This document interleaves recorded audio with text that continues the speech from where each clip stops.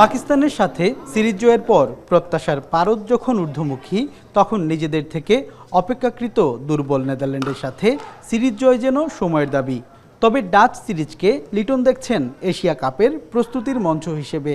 যে কোনো ম্যাচে আমরাও খেলবো জেতার জন্য, সাথে যেহেতু আমাদের খুব একটা বেশি সময়ও নেই, সিরিজ পরেই বিগ ইভেন্ট এশিয়া কাপ। আমার মনে হয় বিফোর এশিয়া কাপ এটা একটা খুবই ভালো সিরিজ হবে অ্যাজ এ বাংলাদেশ টিমের জন্য, বিকজ অলমোস্ট সিমিলার কন্ডিশনই ওখানে থাকার চান্স বেশি। সো আমার মনে হয় এই সিরিজ থেকে আমরা একটা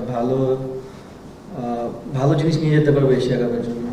সিলেটের উইকেটের প্রশংসা করে টাইগার দলপতি জানান, সিলেটের আদর্শ উইকেটে পাওয়ার হিটিংয়ে দক্ষতা অর্জন করতে চান তারা। জুলিয়ান উডের নতুন মন্ত্রে উজ্জীবিত দল নিয়ে বড় স্কোর করার প্রত্যাশা লিটন দাসের।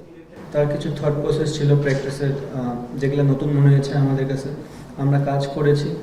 দেখা যাক বাদ বাকিটা, এখনও তো ম্যাচ খেলিনি, সে আসার পরে আমাদের একটা ম্যাচও হয়নি। সো নেদারল্যান্ডের সিরিজ দিয়েই দেখা যাবে যে বাংলাদেশ টিম এখান থেকে কতখানি ডেভেলপ করেছে।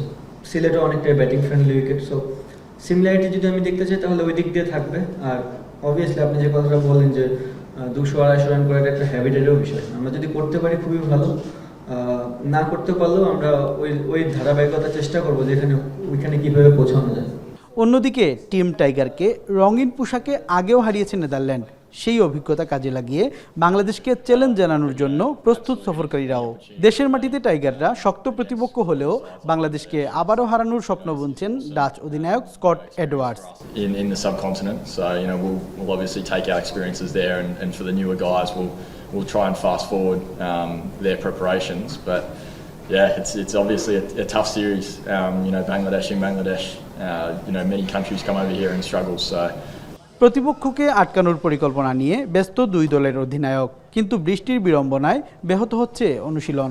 তাই ব্যাট বলের লড়াই ছাপিয়ে সিলেটের বৃষ্টি বড় প্রতিপক্ষ হয়ে উঠতে পারে দুই দলের জন্য।